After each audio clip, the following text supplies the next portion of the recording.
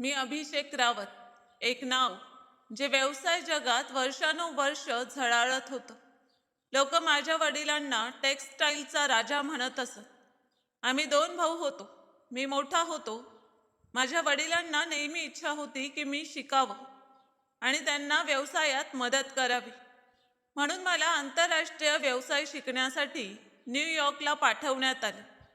त्यांचे मोठे स्वप्न होते आणि कदाचित त्यांच्या स्वप्नापेक्षा माझ्यावर अधिक विश्वास होता. माझा अभ्यास पूर्ण झाला आणि मला पदवी मिळाली. पण मला परत येण्याची इच्छा नव्हती. मी परत येऊ इच्छित नव्हतो. मला भारत आवडत नव्हता. धूळ, गोंधळ, दारिद्र्य हे सर्व काही मला पटत नव्हतं. मी न्यूयॉर्कच्या रस्त्यांवर माझ्या मनासारखं फिरत असे. मी माझ्या स्वतःच्या जगात राहत होतो. माझ्या भोवती कोणी मला थांबवणारा नव्हता. कोणी मला प्रश्न विचारणारा नव्हता. सर्व काही माझ्या इच्छेनुसार होतं. एक दिवस अचानक मला माझ्या बालपणीच्या मित्र अमनचा फोन आला. त्याच्या आवाजात आनंद दडलेला होता. भाऊ, माझ्या लग्नाची तारीख ठरली आहे. मेहंदी 15 तारखेला आहे आणि जर तू 12 तारखेला आला नाहीस तर मी रागावे. मी हसून म्हणालो की मित्रा, तुला माहीत आहे की मी अशा समारंभांना टाळतो. तो म्हणाला की मग माझ्यासाठी येणार नाहीस? वचन दे. मी वचन दिलं. त्याच्यासाठी माझ्या हृदयात काही ओलावा होता. मी त्या बालपणीच्या दिवसांची आठवण केली, जेव्हा आम्ही दोघं सायकलवर पूर्ण शहर फिरत असू. दुसरीकडे वडिलांची तब्येत बिघडत चालली होती. आईच्या आवाजावर माझं हृदय कापत असे. बेटा, तुझे वडील पुन्हा पुन्हा तुला आठवण करत आहेत. व्यवसाय तुझ्या भावाला एकट्याला सांभाळणं शक्य होत नाही. मी वडिलांशी फोनवर बोललो. त्यांनी सांगितलं की परत ये अभिषेक. आता आमच्या आशांचा आधार होण्याची वेळ आली आहे. त्यांची ही ओळ माझ्या हृदयात बाणासारखी लागली. मी जाणून होतो की ते आजारी आहेत आणि माझ्या सततच्या नकारांनी कदाचित त्यांना मोडून टाकले आहे. म्हणून मी परत आलो. जेव्हा मी दिल्ली विमानतळावर पाऊल ठेवलं, तिथे एक विचित्र गडबड होती. माती आणि धुराचं जीवन. आई, भाऊ, काका सर्व विमानतळावर होते. आईच्या डोळ्यात अश्रू होते. भावाच्या डोळ्यात तक्रार होती आणि काकांच्या चेहऱ्यावर जुनं हास्य. सर्वांनी मला सरळ घरी नेलं. आईने मला मिठी मारली आणि म्हणाली की आता तू आलायस, सर्व काही ठीक होईल. मी शांत राहिलो. माझ्यासाठी ही परती फक्त जबरदस्ती होती. 2 दिवस गेले. घरात सतत लग्नाचं बोलणं चालू होतं. आत्या, मामी, काका सर्व एकच मत देत होते. अभिषेक, आता तुलाही लग्न करायला हवं. तुझं वय झालं आहे. मी फक्त हसत होतो. मनात म्हणत होतो की मला लग्न करायचंच नाही. मला कधीही कोणत्या मुलीला पाहून ते आकर्षण जाणवलं नाही जे इतरांना जाणवतं. कदाचित माझे हेतू वेगळे असल्यामुळे. माझ्यासारख्या व्यक्तीला कोणीतरी विशेष व्यक्ती हवी असते. आणि इथे विशेष कोण आहे? मेहंदीला 2 दिवस बाकी होते. अमनने विशेष सांगितलं होतं की मेहंदीसाठी मी नक्की यावं. मी म्हणालो, ठीक आहे भाऊ, मी नक्की येईन. त्या 2 दिवसात माझ्या कुटुंबाने मला पाहुण्यांशी कसं वागावं याचं शिक्षण दिलं. त्यांनी मला व्यवसायाची फाईल्स दाखवली आणि वडिलांनी तर सांगितले की आता तुला कंपनीच्या बोर्डरूममध्ये बसायला हवं. मी सर्व ऐकलं आणि होकार दिला. पण माझं हृदय अजूनही न्यूयॉर्कमधल्या त्या स्टेडियमचाच शोध घेत होतं. मेहंदीचा दिवस उजाडला. दिवसभर काम उत्साहात चालू होतं. अमनचे फोनवर सतत कॉल येत होते की तू उशीर करू नकोस. संध्याकाळ झाल्यावर मी रूममध्ये गेलो आणि माझा आवडता कुर्ता काढला. ब्रँडेड पांढरा, त्यावर थोडंसं नक्षीकाम.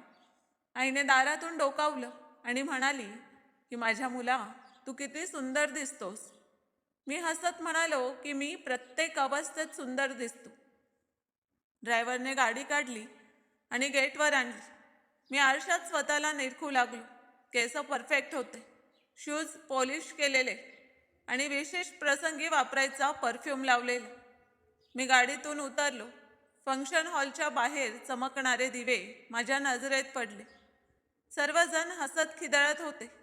खूप आनंद आणि धमाल चालली होती. ढोल वाजत होता, ज्यावर लोक नाचत होते.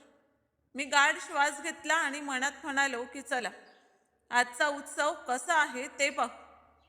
मी हॉलमध्ये प्रवेश केला, पण अजून मी हे जाणून नव्हतो की माझ्या जीवनातील तो क्षण, तो दिवस, सर्व काही बदलणार होता. जसं मी हॉलमध्ये पाऊल टाकलं, आवाज आणि प्रकाशाने माझं स्वागत केलं. रंग सर्वत्र विखुरले होते. लोक गोंधळ करत होते. कॅमेरामॅन इकडे तिकडे धावत होता.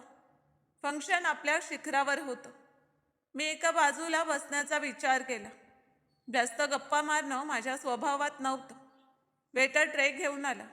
मी थंड पाणी प्यायलो आणि माझे डोळे इकडे तिकडे भटकू लागले. सर्वजण व्यस्त आणि आनंदी दिसत होते. अमनचा धाकटा भाऊ माझ्याकडे आला. भाऊ, का बसला आहात? नाचा ना. मी हसून नकार दिला.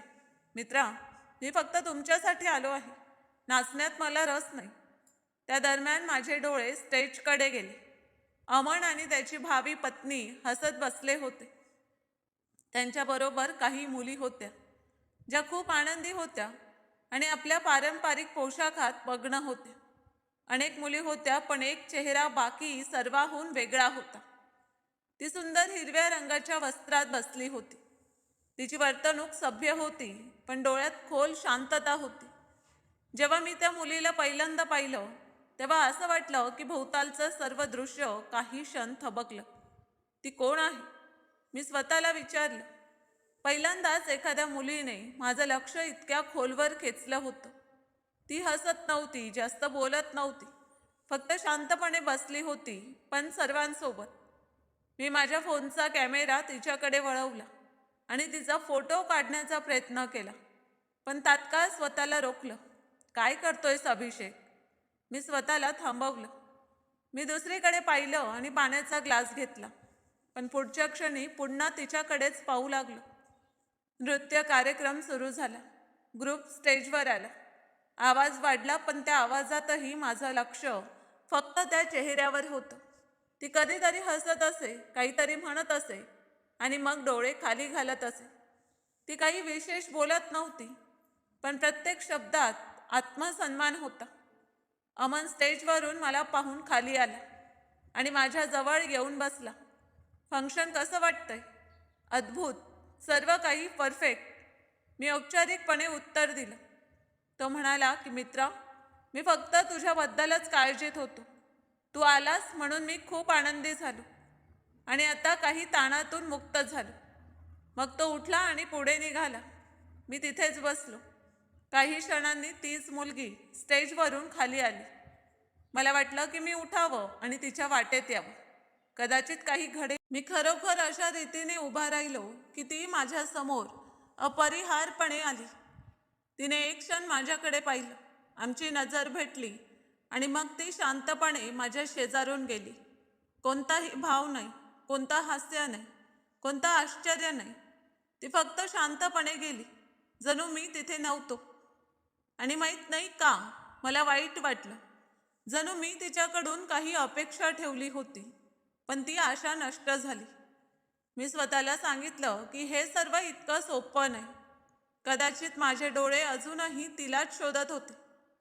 एका क्षणी जेव्हा ती स्वयंपाकघराजवळून गेली आणि अमनच्या पत्नीने तिला बोलावलं, साक्षी, थोडं पाणी आण. साक्षी, मी मनात नाव पुन्हा पुन्हा उच्चारलं. आता मला तिचं नाव माहीत झालं होतं. मेहंदीचा कार्यक्रम संपायच्या बेतात होता. मी संधी साधली आणि अमनला पकडलं. तो भेटवस्तू मिळवण्यात व्यस्त होता. अमन, मला तुला एक विचारायचं आहे. ती मुलगी जी तुझ्या पत्नीबरोबर बसली होती, हिरव्या रंगाच्या सूटमध्ये, तिचं नाव साक्षी आहे ना? अमन हसला आणि म्हणाला की हो. काय झालं? ती चांगली मुलगी वाटते. ती तुझ्या पत्नीची सर्वोत्तम मैत्रीण आहे का, जसे आपण दोघे मित्र आहोत? तो हसला. ठीक आहे, ती कुठली आहे? मी अचानक विचारलं. अरे, ती दिल्लीचीच आहे. लग्नासाठी अजून बरंच काम बाकी आहे मित्रा. मी होकार दिला, पण मनात प्रश्नांचं वादळ उठलं होतं. मी स्वतःला आवरलं. जास्त खोलात जाणं योग्य वाटलं नाही. मी माझ्या जागी परत गेलो आणि तिथे बराच वेळ बसलो. कार्यक्रम संपला, लोक निघू लागली, पण माझ्या आत काही गोंधळ होता. साक्षी, एक नाव, एक क्षण, एक नकार ज्याने माझ्या मनात जागा मिळवली होती. मी गाडीत बसून सीटवर टेकलो. ड्रायव्हरने आरसा सरळ केला. मी म्हणालो, चल. गाडी सुरू झाली, पण माझं मन तिथेच अडकून राहिलं. त्या क्षणात, त्या चेहऱ्यात. मला माहीत नव्हतं पुढे काय होणार आहे, पण मी निश्चित जाणून होतो की ती साधारण नव्हती आणि कदाचित मी तिच्यासाठी तयार नव्हतो. पुढच्या दिवशी मी अमनच्या घरी गेलो. त्याची खोली अजूनही बालपणीसारखीच होती, फक्त थोडी सुधारलेली. जसं मी बेडवर बसलो, मी बोलायला लागलो. मित्रा, ती साक्षी विचित्र मुलगी आहे. अमनने हसत माझ्याकडे पाहिलं. काय म्हणतोयस? ती विचित्र आहे, साधी आणि थोडी घमेंडखोर. तुम्ही दोघे इतके जवळचे आहात, तिच्याबद्दल काहीतरी माहिती असायला हवी. अमन मऊ स्वरात म्हणाला की हो, मला माहीत आहे. मला काही खूप माहीत आहे. त्याने ड्रॉइंग रूमचं दार बंद केलं आणि सोफ्यावर आरामात टेकला. जणू सर्व काही सामान्य होतं. तो म्हणाला की साक्षी दिल्लीच्या जुन्या वस्तीत राहते. तिचे वडील बूट चपला शिवतात. ते चांभार आहेत, पण सन्मानाने कमावतात. तिची आई काही वर्षांपूर्वी गेली. ती एकुलती एक मुलगी आहे. सर्व लक्ष तिच्यावरच. अमन थोडा वेळ थांबला, मग म्हणाला की ती शिष्यवृत्तीवर चांगल्या विद्यापीठात शिकत होती. तिला बालपणापासून पुस्तकांशी खोल नातं होतं. मी हळू विचारलं, आणि ती तुझ्या पत्नीची मैत्रीण कशी बनली? ते कॉलेजच्या काळाचं आहे. दोघींनी एकाच वेळी प्रवेश घेतला, प्रोजेक्ट्स एकत्र केले आणि आजपर्यंत एकमेकांच्या सावलीसारख्या आहेत. साक्षीमध्ये स्वातंत्र्य आहे आणि यामुळेच ती विशेष झाली आहे. मी डोके हलवलं, पण माझ्या मनात आणखी एक विचार जन्माला आला. चांभाराची मुलगी आणि एवढा अभिमान. हा विचार माझ्या मनात किड्यासारखा घुमू लागला. परत येताना मी ड्रायव्हरला संकेत दिला की मला एक पत्ता शोधायचा आहे. मी विशेष माणसाकडून साक्षीचा पत्ता मिळवला. सर्व काही मिळालं, वस्ती, गल्ली, घर नंबर, सर्व काही. दुसऱ्या दिवशी सकाळी मी ड्रायव्हरला गाडी काढायला सांगितलं. तो काही न विचारता गेला. जेव्हा आमच्यासारखे लोक कुठे पोहोचू इच्छितात, तेव्हा रस्ते आपोआप उघडतात. त्याने गाडी सरळ एका संकुचित गल्लीत घेऊन थांबवली. भोवती छोटी छोटी घरे होती. लोक उन्हात झोपले होते. छपरांवर कपडे पसरलेले होते. मी गाडीतून उतरलो आणि एका विशिष्ट दारापाशी गेलो आणि ठोठावलो. बराच वेळ झाल्यावर दार उघडलं. समोर तोच चेहरा होता. आश्चर्य, गोंधळ आणि एका क्षणासाठी शांतता. तुम्ही? तिने फक्त एवढंच म्हटलं. मी स्वतःला सावरलं आणि चांगल्या स्वरात म्हणालो, मला आत येण्यास सांगणार नाही का? मला तुमच्याशी बोलायचं आहे. तिने भोवताली पाहत म्हटलं की वडील घरात नाही, म्हणूनच मी आलो आहे. जे काही बोलायचं आहे ते फक्त तुमच्याशीच बोलायचं आहे. काही क्षणांच्या आश्चर्याने ती मागे सरकली आणि माझ्याकडे पाहत राहिली. मी आत गेलो. एक छोटीशी खोली स्वच्छ होती. एका बाजूला अभ्यासाच्या टेबलावर पुस्तकं ठेवलेली होती. भिंतीवर काही धार्मिक गोष्टी लिहिलेल्या होत्या. पंखा चालू होता, पण गरम वाटत होतं. तिने बसायला खुर्ची दाखवली, तरी ती स्वतः उभी राहिली. मी थेट बोलायला लागलो. अमनने मला सांगितलं की तुम्ही अभ्यासात खूप चांगले आहात, पण तुमचे वडील चांभार आहेत. त्यांना अशा खर्चाची सोय करणं सोपं नसेल. ती शांत राहिली. मी खिशातून एक पांढरा लिफाफा काढला आणि टेबलावर ठेवला. यात काही पैसे आहेत. त्याला भेट समजा. कोणतीही अट नाही, कोणतेही प्रश्न नाहीत. फक्त माझ्या बाजूने मदत आहे. तिने माझ्याकडे नीट न पाहता म्हटलं की मला तुमच्या पैशांची गरज नाही. माझे वडील नक्की गरीब आहेत, पण ते सन्मानाने कमावतात आणि माझ्या अभ्यासाचा खर्चही ते सांभाळत आहेत. मी कोणत्याही अनोळखी व्यक्तीकडून मदत घेत नाही. मला ते योग्य वाटत नाही. मी पुन्हा लिफाफा तिच्याकडे सरकवला. समजा, ही एक व्यावसायिक बाब आहे आणि मी कोणावरही उपकार करत नाही. फक्त आपल्या ओळखीची सुरुवात समजा. ती एक पाऊल मागे सरकली. तुम्ही हा लिफाफा परत घेऊन इथून गेलात तर कृपा होईल. मी एकटी आहे आणि तुम्ही इथे असणं योग्य नाही. मी एक क्षण तिच्याकडे पाहत राहिलो. मग शांतपणे लिफाफा उचलला आणि दाराकडे वळलो. मी तिथे थांबलो आणि विचारलं की माझं मत देऊ का? कधी कधी आत्मसन्मान गरजेच्या पेक्षा मोठा नसावा. ती म्हणाली की नाही. मला तुमच्या मताची गरज नाही. तिने दार उघडलं आणि उभी राहिली. मी बाहेर पडलो. दार बंद झालं. जसं मी गाडीत बसलो तशी मी खिडकी बंद केली. दार बंद झालं पण माझ्या मनाचं दार उघडलं. साक्षीचे शब्द पुन्हा पुन्हा घुमत होते. तिच्या नकाराने माझ्या आतलं सर्व काही नेलं होतं, जे कदाचित बालपणापासून माझ्या बरोबर होतं. मला सर्वांवर पूर्ण नियंत्रण होतं. मी व्यवसायाच्या डीलमध्ये मोठमोठे निर्णय घेतले होते. प्रत्येक वेळी विजय माझाच होता. पण आज एक संकुचित गल्लीत राहणाऱ्या मुलीने माझ्या दर्जावर प्रश्नचिन्ह उभं केलं होतं. दुसऱ्या दिवशी मी ऑफिसला गेलो नाही. फक्त एका खोलीत बसून त्या दृश्याचा पुन्हा पुन्हा विचार करत होतो. तिला वाटतं की माझा दर्जा नाही, किंवा हे सर्व तिचं नाटक आहे. मी माझ्या विशेष माणसाला संजयला फोन केला. तिची दिनचर्या शोधा, कधी जाते, तिचे वडील कुठे काम करतात, कधी परत येतात. संजयने होकार दिला. सर, उद्यापर्यंत सर्व रिपोर्ट तुमच्या हातात येतील. दुसऱ्या दिवशी संजय ऑफिसमध्ये आल्याबरोबर मी घड्याळाकडे पाहिलं. बरोबर 10 वाजले होते. म्हणजे वडील कुठेतरी कामावर असतील. संजयने सांगितलं की तिचे वडील मोठ्या चौकात रस्त्याच्या कडेला काम करतात. रोज जुने ग्राहक त्यांच्याकडे येतात. ते छत्रीखाली बुटं चपला दुरुस्त करतात. बहुतेक वेळ तिथेच राहतात. मी म्हणालो, एक काम कर, गाडी तयार ठेव, संध्याकाळी मोठ्या चौकात जायचं आहे. 4:30 वाजता मी संजय बरोबर गाडीत बसलो. मी काळा चष्मा लावला होता, जेणेकरून ओळखता येऊ नये. जसं मला सांगितलं होतं तसंच दृश्य होतं. एक चांगल्या वयाचा माणूस वाकून काम करत होता. त्याच्या चेहऱ्यावर कष्टाचा रंग होता, पण एकटेपणा आणि शांतताही होती. मी काही क्षण स्वतःला आवरलं. पण मग एक विचित्र विचार मनात आला. जर हा माणूस काही दिवस काम करू शकला नाही तर साक्षी लाचार होईल. मी ड्रायव्हरला सांगितलं, गाडी हळू चालव. जेव्हा तो रस्त्यावर येईल तेव्हा हॉर्न वाजव. काही क्षणांनी तो खरोखर उठला. कदाचित कोणी बोलावत होतं.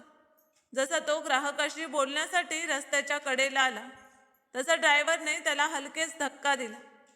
तो भीतीने मागे सरकला आणि पुढच्या क्षणी माझ्या गाडीच्या डाव्या बाजूने त्याच्या पायाला धक्का बसला. धक्का हलका होता, पण प्रभाव खोल होता. लोक धावत आले आणि गोंधळ उडाला. मी तात्काळ मागच्या सीटवर झुकलो. संजयने परिस्थिती सांभाळली. फक्त किरकोळ दुखापत आहे, काळजी करू नका, आम्ही त्यांना हॉस्पिटलमध्ये घेऊन जातो. आम्ही त्यांना जवळच्या हॉस्पिटलमध्ये दाखल केलं. मी तिथून गायब झालो, पण संजय तिथेच राहिला. डॉक्टरला सूचना दिली होती की कोणत्याही प्रकारची कमतरता पडू नये. पैशांची काळजी करू नका, सर्व खर्च मी सांभाळेन. यासोबत मी स्वतःला एक दूत, एक सहानुभूतीदार, एक मदतकर्ता बनवलं होतं. रात्री संजयने रिपोर्ट दिला की सर, साक्षी हॉस्पिटलमध्ये आली होती. ती रडत होती आणि काळजीत होती. आम्ही तिला सांगितलं की एक विशेष व्यक्ती तिच्या वडिलांचा उपचार करत आहे. ती पुन्हा पुन्हा विचारत होती की तो कोण आहे. मी म्हणालो, ठीक आहे, पुढच्या वेळी ती विचारेल तेव्हा सांगा, अभिषेक रावत. 2 दिवसांनी मी स्वतः हॉस्पिटलमध्ये पोचलो. पांढरा शर्ट आणि ब्ल्यू जीन्स घातलेली, चष्मा लावलेला, हातात फुलांचा गुच्छ. रिसेप्शनवर मी साक्षीच्या वडिलांचा रूमचा नंबर विचारला. नर्सने सांगितलं रूम नंबर 6, पण त्यांची मुलगी आत्ता तिथे आहे, तरीही तुम्ही जाऊ शकता. मी हळूहळू रूम नंबर 6 कडे गेलो. दार थोडंसं उघडं होतं. साक्षी आत खुर्चीवर बसली होती आणि तिचे वडील बेशुद्ध पडले होते. मी दारावर टकटक केली. ती वळली आणि पाहिलं. मी हसत आत आलो. मी फक्त तुमच्या तब्येतीची विचारपूस करण्यासाठी आलो. तुमच्या वडिलांना दुखापत झाल्याचं ऐकलं. मला खूप वाईट वाटलं. ती सरळ उभी राहिली. तुम्ही इथे का आलात? जे घडलं ते योगायोग होतं. पण मला वाटलं की मी तुम्हाला कुठल्याही प्रकारे मदत करू शकलो तर का नाही. ती वळली आणि माझ्याकडे पाहिलं. तुम्हीच सर्व उपचाराचे पैसे दिले, कारण मला वाटलं की मी यावेळी तुम्हाला कोणाची तरी सोबत हवी आहे. ती एक क्षण शांत राहिली. मग म्हणाली की तुम्हाला प्रत्येक गोष्टीत हक्क हवा आहे का? नाही, मी फक्त मदत करू इच्छितो. मदत ही आहे जी योग्य वेळी शांतपणे दिली जाते. त्याबद्दल आभार मानण्याची गरज नाही. मी तिच्याकडे फुलांचा गुच्छ पुढे केला, पण तिने घेतला नाही. हेही ठेवा, आणि कदाचित पुढच्या वेळी तुम्हाला इथे येण्याची गरज पडणार नाही. मी हळूच म्हणालो की तुम्ही नेहमी माझ्याकडे तशाच नजरांनी का पाहता? तिचं उत्तर थंड होतं. कारण तुम्ही नेहमी त्याच रीतीने येत असता. मी शांतपणे वळलो, दार बंद केलं आणि मनात विचार करत राहिलो की ही मुलगी आहे की आरसा, जी माझी प्रत्येक हालचाल समजते. जेव्हा मी गाडीत बसलो, संजयने विचारलं की सर काही झालंय का? मी नजर खाली घातली. नाही, पण अजून काही घडणार आहे. 3 दिवस साक्षीचा काहीच पत्ता नव्हता. ना हॉस्पिटलचा फोन आला, ना इतर कोणतीही माहिती. मीही शांततेत लपलो. मी जाणून होतो की लाचारी प्रत्येक दारावर येतेच. मी फक्त योग्य वेळेची वाट पाहत होतो. 4थ्या दिवशी दुपारी फोन वाजला. अनोळखी नंबर होता. जेव्हा मी फोन उचलला तेव्हा दुसऱ्या बाजूला तसाच आवाज होता, थकलेला पण स्पष्ट. मला तुमच्याशी काही बोलायचं आहे. मी मुद्दाम बेफिक्री स्वरात म्हणालो. ऑर्डर द्या मॅडम. मला तुमची मदत घ्यायची नव्हती, पण आता मी लाचार झाले आहे. डॉक्टर म्हणतात की तात्काळ ऑपरेशन करावं लागेल. पाठीच्या कण्यालाही दुखापत झाली आहे. मी वेळ वाया घालवू शकत नाही. किती पैसे लागतील? 2 लाखांपेक्षा जास्त. आणि कधीपर्यंत हवे आहे? या संध्याकाळपर्यंत. पत्ता तोच आहे. ठीक आहे. मी फोन बंद केला. मी एक क्षण डोळे मिटले, जणू मी पुन्हा एक जुना विजय मिळवणार होतो. संध्याकाळपर्यंत मी पैशांची व्यवस्था केली आणि तिला हॉस्पिटलमध्ये पाठवलं. पण हे पुरेसं नव्हतं. मी जाणून होतो की ती त्यावेळी भावनिक आणि कमकुवत होती. आणि हा तो क्षण होता ज्याची मी बराच काळ वाट पाहत होतो. दुसऱ्या रात्री मी तिच्या घरी गेलो. दारावर ठोठावलं. तसंच साधा प्रकाश, तसंच शांत वातावरण. यावेळी तिने तात्काळ दार उघडलं. कदाचित तिने मला येताना पाहिलं होतं. मी आत येऊ का? ती एक क्षण थांबली आणि मग मागे सरकली. या. मी आत गेलो. दार बंद झालं. खोलीत तिच्या वडिलांच्या औषधांचा वास होता आणि काही ताण होता. ती शांतपणे बाजूला सरकली. मी तिथे उभा राहिलो आणि हळूच म्हणालो, तुम्ही कधी आयुष्यात स्वतःला पाहिलं आहे का? तिने मला दुर्लक्षित केलं. तुम्ही इथे का आलात? पैसे हॉस्पिटलमध्ये पोचले आहेत. धन्यवाद. एवढंच. आणखी काही ऐकायचं आहे? किमान एवढं तरी की तुम्हाला आता समजलं की जग कसं चालतं. मला जग कसं चालतं हे माहीत नाही, पण मला सन्मान कसा वाचवायचा हे माहीत आहे. मी तिच्या जवळ गेलो आणि तिचा हात पकडला. तुम्ही इतकी घाई का करता आहात? मी तुमच्या वडिलांच्या उपचारासाठी इतके पैसे दिले आहेत. किमान हिशेब तर मिटवा. ती एक पाऊल मागे सरकली. तिच्या डोळ्यात तिरस्कार होता आणि चेहऱ्यावर राग. माझा हात सोडा. नाहीतर काय? नाहीतर मी तुम्हाला तुमच्या चेहऱ्याकडे पाहण्याचीही क्षमता ठेवणार नाही. माझ्या स्वरात घमेंड होती. मी तुमच्यावर उपकार केलं. मी तुम्हाला वाचवलं. तुमच्यासारखे लोक इतका सन्मान दाखवत नाहीत. त्या क्षणी त्याने माझ्या चेहऱ्यावर जोरात थुंकलं. मला तुमच्यासारख्या लोकांची आणि तुमच्या पैशांची लाज वाटते. मी तुमचा प्रत्येक पैसा परत करेन, पण माझ्या सन्मानाचा सौदा करू शकत नाही. मी काही क्षण स्तब्ध उभा राहिलो. हे थुंकणं नव्हतं, हे माझ्या अभिमानावर प्रहार होता. तुम्हाला माहिती आहे मी कोण आहे? हो, मला माहीत आहे. तो माणूस ज्याला वाटतं की सर्व काही पैशाने विकत घेता येते. पण लक्षात ठेवा, तुम्ही ज्या सन्मानावर हात टाकला आहे तो तुम्हाला नष्ट करेल. मग अचानक दार उघडलं. अमन आणि त्याची पत्नी आत आली. कदाचित साक्षीने स्वतःला सावरलं होतं.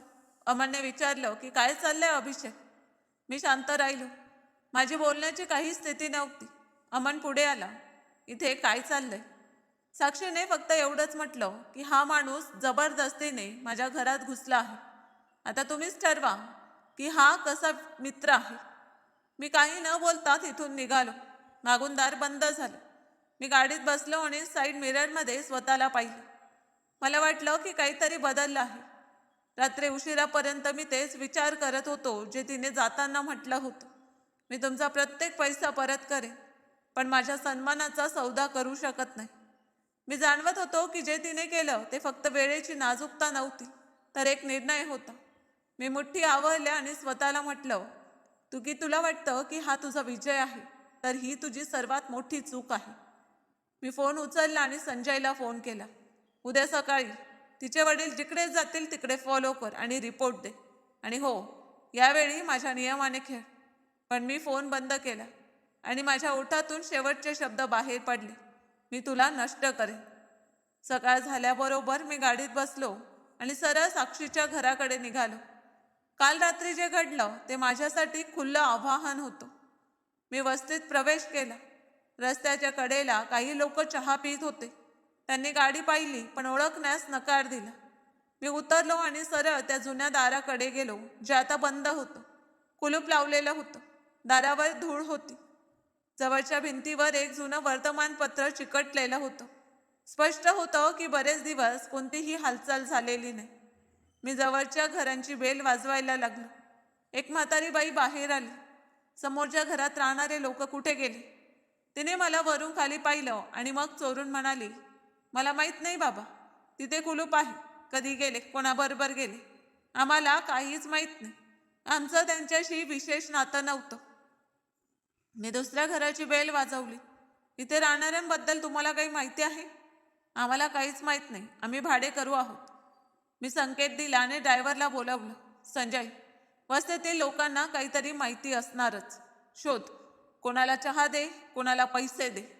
संजय पुढच्या 1 तास लोकांशी बोलत राहिला, पण निकाल तसाच होता. कोणालाही काहीच माहिती नाही. जणू सर्वांनी शांत राहण्याची शपथ घेतली होती. आम्ही संध्याकाळपर्यंत तिथे थांबलो. मी पुन्हा पुन्हा त्या कुलुपाकडे पाहत राहिलो, जणू ते दार मला चिडवत होतं. दुसऱ्या दिवशी मी शहरातील काही मोठ्या लोकांशी बोललो. मी एक निवृत्त DSPला भेटलो. त्याने सांगितलं की जर कोणी जाणून बुजून गायब झालं तर तिला शोधणं सोपं नाही, विशेषतः जेव्हा तिला प्रश्न टाळायचे कसे हे माहीत असेल. मी तिला एकटी सोडलं नाही. मी दिल्लीतील प्रत्येक हॉस्पिटल, जुनी व शोधस्थी, नर्सिंग होम, विद्यापीठ, शाळा सर्वत्र चौकशी केली. मी साक्षीचा फोटो आणि तिच्या वडिलांचं नाव सर्वत्र दिलं, पण तेच उत्तर मिळालं, नाही, आम्हाला असं कोणी माहीत नाही. महिने गेले. मी माझ्या लोकांना प्रत्येक मोठ्या शहरात पाठवलं, दिल्ली, लखनौ, फक्त एक क्ल्यू, एक पत्ता, काहीही शोधण्यासाठी, पण काहीच मिळालं नाही. एक दिवस माझ्या विशेष माणसाने सांगितलं की सर, कदाचित ती देश सोडून गेली असेल. मी डोकं हलवलं की नाही, तिच्या नियंत्रणात नाही आणि ती अशी पळून जाणारी व्यक्ती नाही. माझी आसक्ती वाढत होती. मी मीटिंगमध्ये लक्ष देत नव्हतो. जेव्हा माझे व्यवसाय भागीदार प्रश्न विचारत, मी फक्त हो किंवा नाहीत उत्तर देत असे. जणू सर्व काही थांबलं होतं. एक दिवस मी एक खाजगी डिटेक्टिव्ह नेमला, जो पूर्ण व्यावसायिक होता आणि त्याचं नेटवर्क देशभर पसरलेलं होतं. त्याने 1 महिना काम केलं. त्याने मला फाईल्सचा ढीग दाखवला, पण काहीच सापडलं नाही. अभिषेक सर, जर मुलीने नवीन आयडेंटिटी कार्ड बनवलं असेल, पत्ता बदलला असेल आणि नवीन ओळखीत राहत असेल तर तिचा क्ल्यू फक्त नशिबाने मिळेल.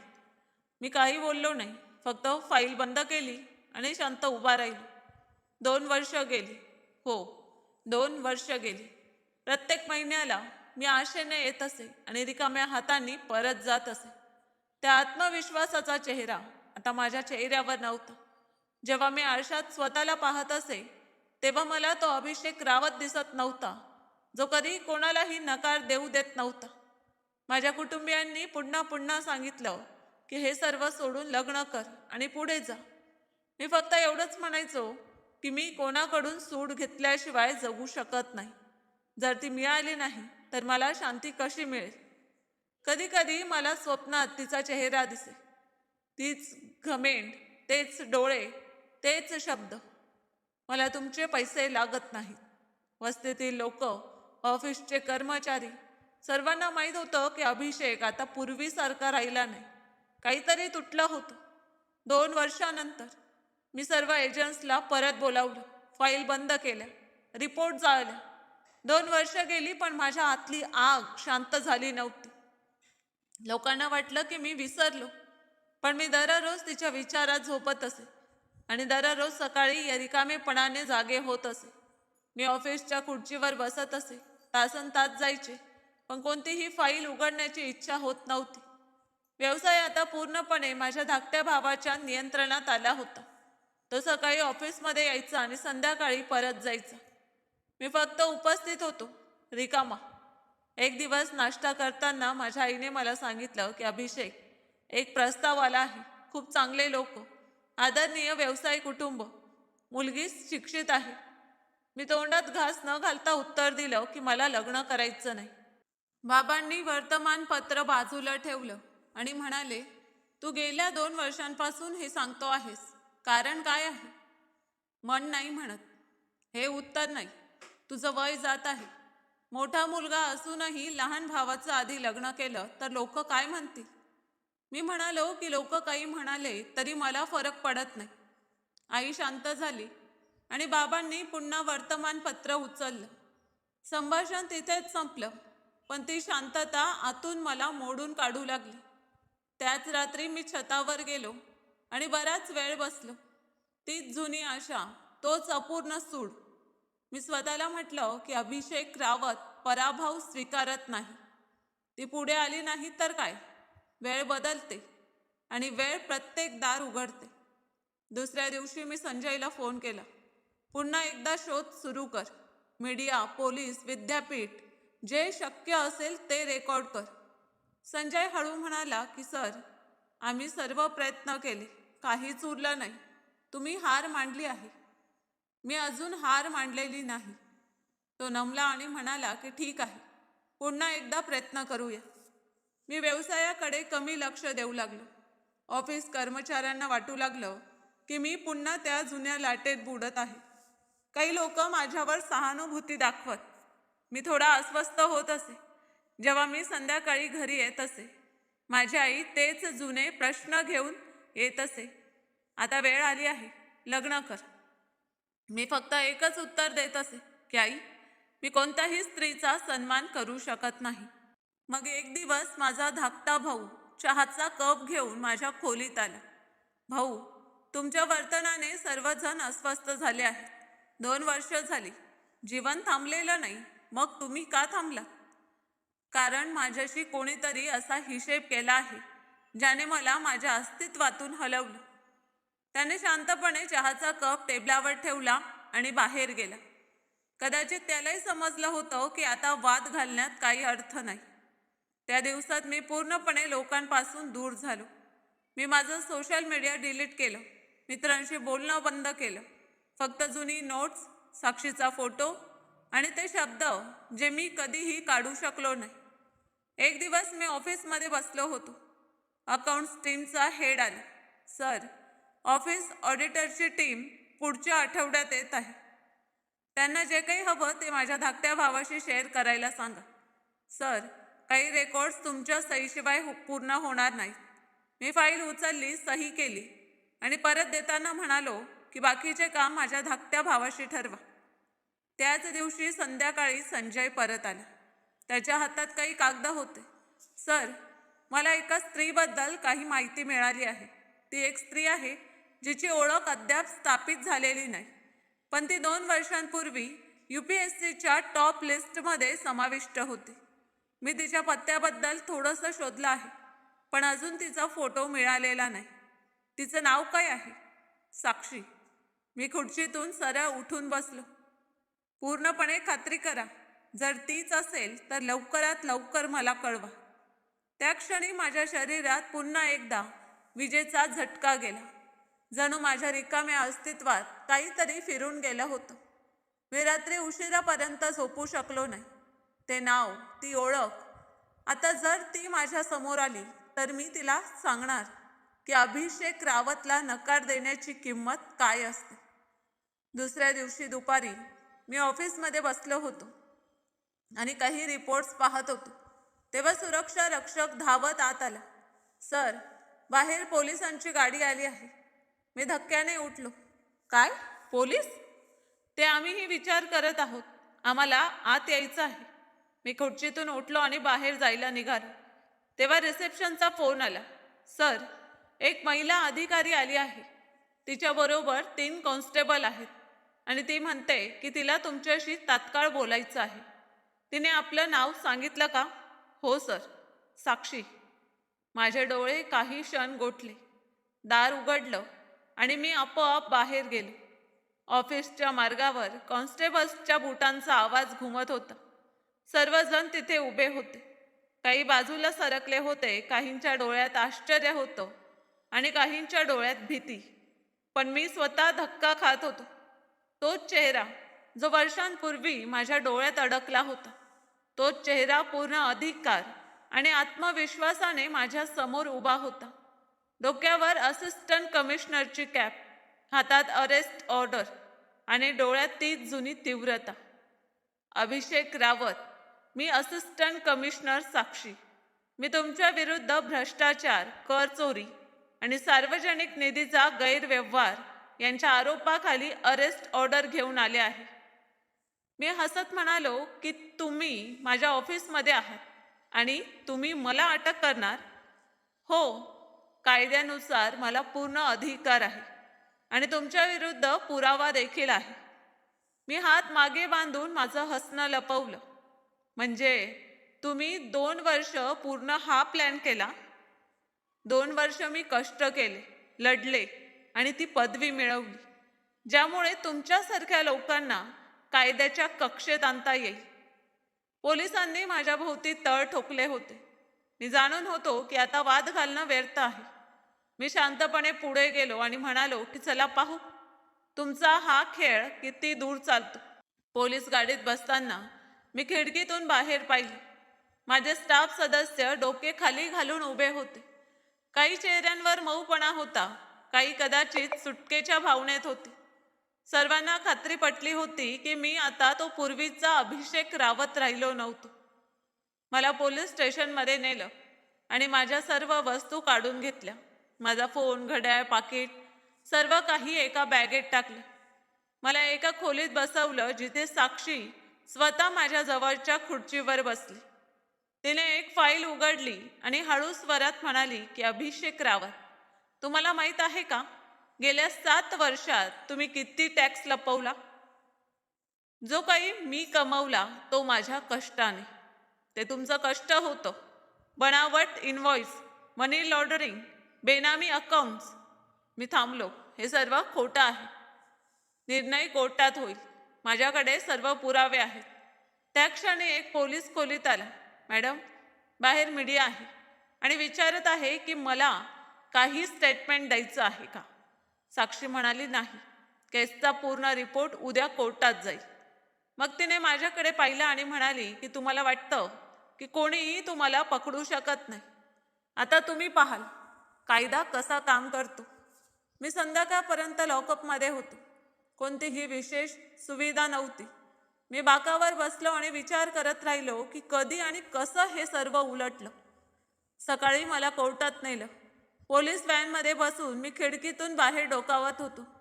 शहराचा तोच गोंधळ, तोच ट्रॉफिक, पण आज प्रत्येक दृश्य परकं वाटत होतं.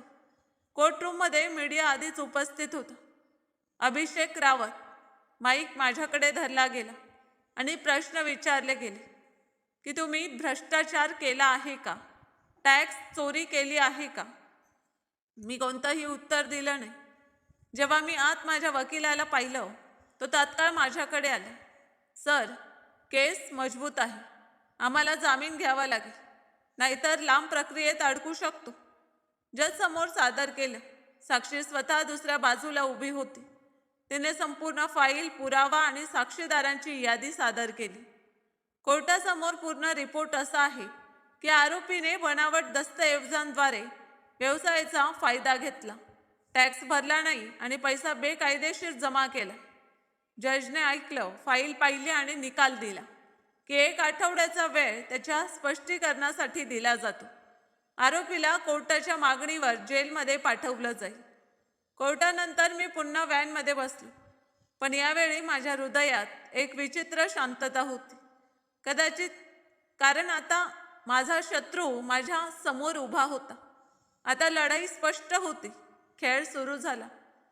जेल रूममध्ये प्रवेश करताना मी शेवटच्या वेळी आकाशाकडे पाहिलं आणि स्वतःला म्हटलं की आत्ता पाहू साक्षी, तू या लढाईत किती काळ जिंकत राहशील.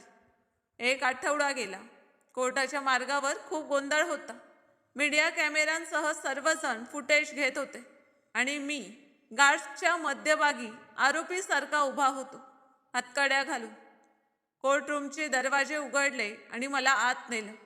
जज आपल्या जागी उपस्थित होता. साक्षी नेहमीप्रमाणे पूर्ण तयारीने. माझा वकील माझ्याजवळ उभा होता. मी म्हणालो की आज काही साक्षीदार हजर होणार आहेत. जर आपल्या बाजूने काही सौजन्य दाखवलं गेलं नाही तर कोर्ट आपला निकाल देऊ शकतो. मी म्हणालो की सत्य बाहेर यावं, कोणत्याही बाजूने आलं तरी. कोर्ट प्रक्रिया सुरू झाली. साक्षीने फाईल उघडली. आज मी 2 साक्षीदार सादर करणार आहे, जे आरोपीच्या केसच्या दृष्टिकोनातून महत्त्वाचे साक्षीदार आहेत. जजने परवानगी दिली. पहिला माणूस कोर्टरूममध्ये आला. माझे डोळे धक्क्याने उघडले. तो माझा स्वतःचा ड्रायव्हर होता, ज्याला मी वर्षानुवर्ष पगार देत होतो.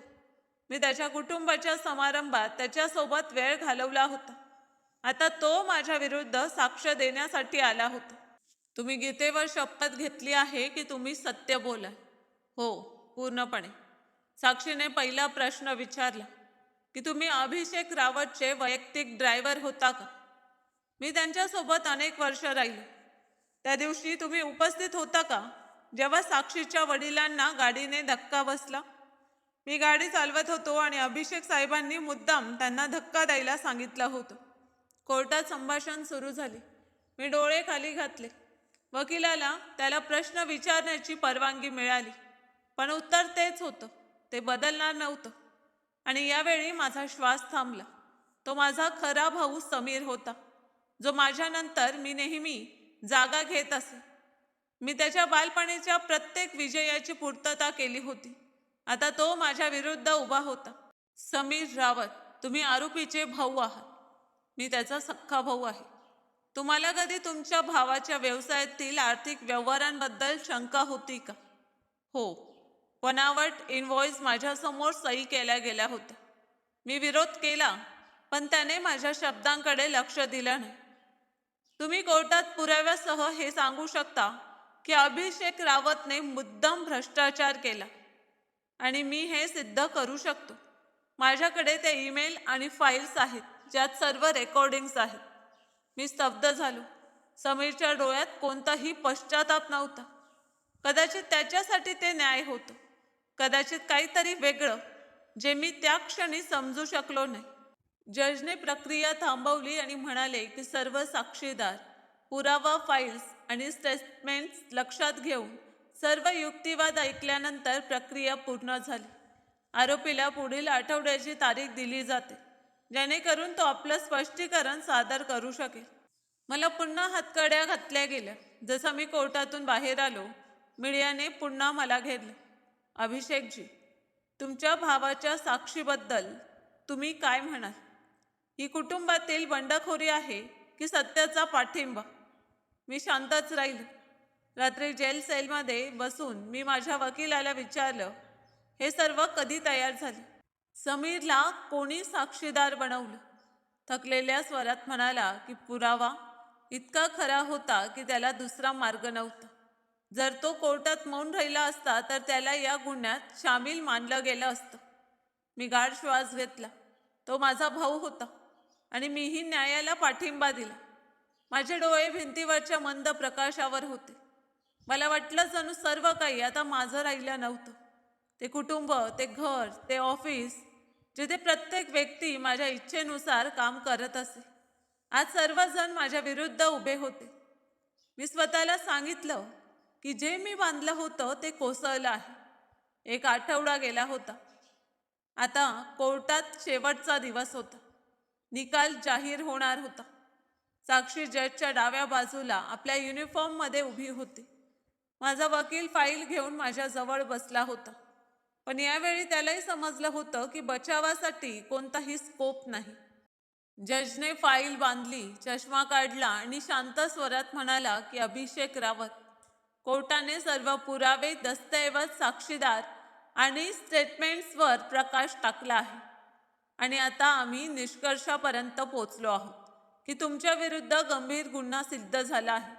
कोर्ट तुम्हाला 6 वर्षाच्या कारावासाची आणि 1 लाखांच्या जामिनाची शिक्षा सुनावते. कोर्टात खोल शांतता पसरली. मी काही बोललो नाही. मी कोणतंही अपील केलं नाही. फक्त डोकं खाली घातलं. कदाचित कारण लढण्यासाठी काहीच उरलं नव्हतं. मला पुन्हा हातकड्या घातल्या गेल्या. आज कोर्टाबाहेर मीडिया कमी होतं. कदाचित लोकांना माझं भविष्य समजलं होतं. पोलीस व्हॅनमध्ये बसताना मी साक्षीला शेवटच्या वेळी पाहिलं. ती अजूनही तिथेच होती. ती आपल्या जागी उभी होती. डोळ्यात तीच कठोरता होती.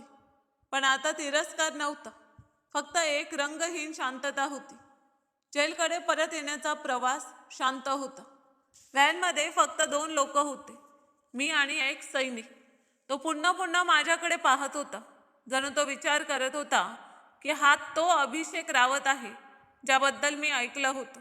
जेल तीच जुनी होती, त्या भिंती, ती छत, ती तुटकं प्रकाश किरण. पण आज दिवस वेगळा होता. आज माझ्या विरुद्ध निर्णय दिला गेला होता. पण माझ्या हृदयात एक विचित्र हलकापण होतं. जणू वर्षानुवर्ष जे जळत होतं ते विझू लागलं होतं. मी रात्री उशिरापर्यंत झोपू शकलो नाही. बसून भिंतीवरच्या सावलीकडे पाहत राहिलो. मग मी सर्व आठवू लागलो. तो पहिला क्षण जेव्हा मी साक्षीला भेटलो, तो लिफाफा, तो नकार, ती थप्पड आणि मग अटक.